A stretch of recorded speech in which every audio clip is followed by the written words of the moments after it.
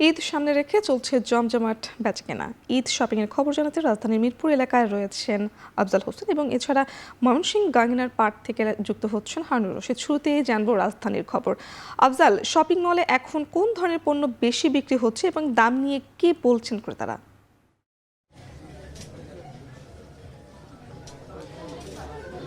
পুতুল, মিরপুর এলাকার বিভিন্ন শপিং মলে ঈদকে সামনে রেখে কেনাকাটা বেশ জমজমাট হয়ে উঠেছে। বিশেষ করে যারা গ্রামে যাবেন, আপনি জানেন এই সপ্তাহের শেষ থেকেই গ্রামে যাওয়া শুরু হচ্ছে মানুষের, এবং গ্রামে যারা যাবেন তারাই তো অলরেডি সব শেষ কেনাকাটাটা সেরে নিচ্ছেন এবং একই সাথে তারা নিজেদের পাশাপাশি গ্রামের আত্মীয় স্বজন প্রতিবেশী তাদের জন্যও তাদের যে কেনাকাটা সেটাও সেরে নিচ্ছেন বলে আমাদেরকে জানিয়েছেন। এবং এখন পর্যন্ত জেনেছি বাচ্চাদের পোশাক এবং বড়দের, বিশেষ করে মেয়েদের থ্রি পিস এবং মেয়েদের যে বাহারি কালেকশন রয়েছে দেশি, ভারতীয় এবং পাকিস্তানি, সেই কালেকশনগুলোর চাহিদা মূলত সবচেয়ে বেশি বলে আমরা জানতে পেরেছি। এছাড়া বিশেষ করে শিশুরা আসছেন বাবা মায়ের সাথে এবং বাবা মায়েদের অন্যতম পছন্দ হচ্ছে তাদের যেই ছোট সন্তান রয়েছে তাদের ঈদের যে খুশি, সেই খুশিকে আরও বাড়িয়ে দেওয়া, অর্থাৎ নতুন জামা কাপড় কিনে দেওয়া, সেই বিষয়টাকেও তারা বিশেষ গুরুত্ব দিচ্ছেন।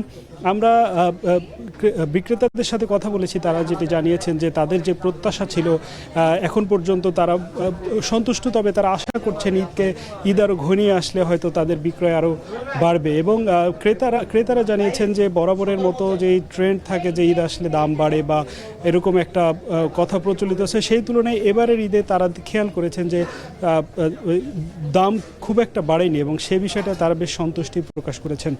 তো এই ছিল মিরপুর এলাকার শপিং নিয়ে সবশেষ।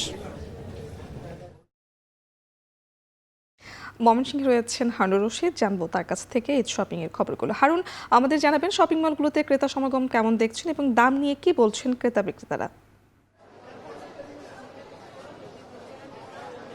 পুতুল, ঈদের দিন যতই ঘনিয়ে আসছে মার্কেট, বিপণী বিতান এবং ফুটপাত সব জায়গায় কিন্তু বিশেষ করে ঈদের যে নতুন জামা কাপড় বা নতুন পোশাকের যে কেনাকাটা সেটা কিন্তু বেশ বাড়ছে।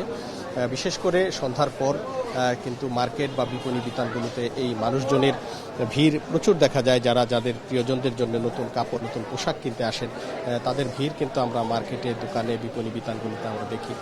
এবং আমি যদি একটু জানাই যে আমরা এখন যে জায়গাটিতে আছি এটি ময়মনসিংহ নগরীর অন্যতম এলাকা বেচা কেনার বা দোকানের, সেটি হচ্ছে গাঙ্গিনার পাড়। এই এলাকায় বেশ কিছু শপিং মল রয়েছে, মার্কেট রয়েছে, বিপণী বিতান রয়েছে। সবগুলোতেই কিন্তু এখন উপচে পড়া ভিড় যেটি বলা যায় সেটি আছে। প্রত্যেকটি দোকানেই কিন্তু ক্রেতারা রয়েছেন, তারা তাদের যে পছন্দের পোশাক সেগুলো সংগ্রহ করার জন্য এসেছেন এবং তারা সেগুলো সংগ্রহ করছেন।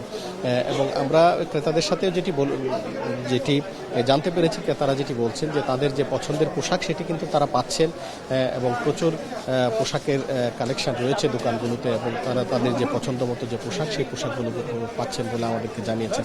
এবং বিক্রেতারাও কিন্তু যেটি বলছেন যে তারা এই ক্রেতাদের পছন্দের কথা মাথায় রেখেই কিন্তু তাদের যে সমারোহ সেটি সাজিয়েছেন। বিশেষ করে এবারের ঈদটি হচ্ছে গরম মৌসুমে, সেই গরমের কথা বিবেচনায় রেখেই কিন্তু পোশাকের ডিজাইনের বা সংগ্রহের ক্ষেত্রে সেই বিষয়টিকে কিন্তু প্রাধান্য দেয়া হচ্ছে এবং গরমের কথা মাথায় রেখেই তারা কিন্তু পোশাক সংগ্রহ করছেন।